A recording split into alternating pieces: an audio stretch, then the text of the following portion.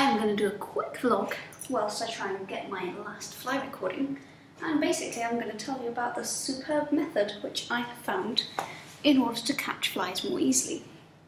So the main problem I have when I'm doing this kind of whole flight experiment is that most of my flies don't like to fly, they like to walk.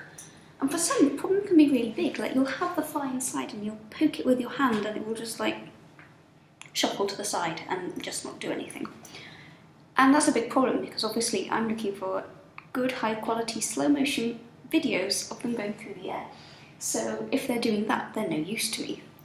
And of course, ideally when I go and catch a fly, it's going to be a fly that's automatically flying well.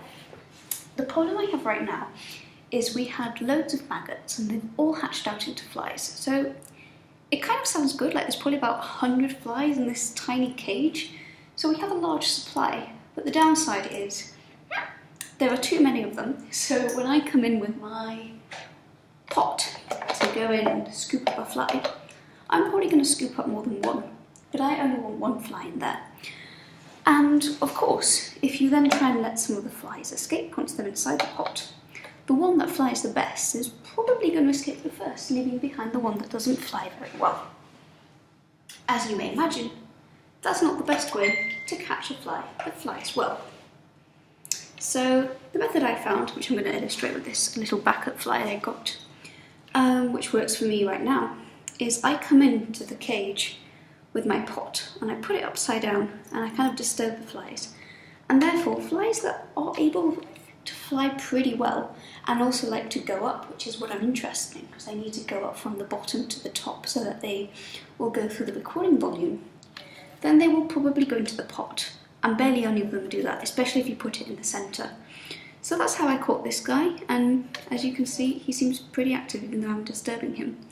And likewise, the fly that is in the arena, I mean, yeah, I've seen more active flies at nearly 7 PM in the evening. Flies aren't particularly active, but it's definitely better than just flies that are rolling around on the bottom of the dome.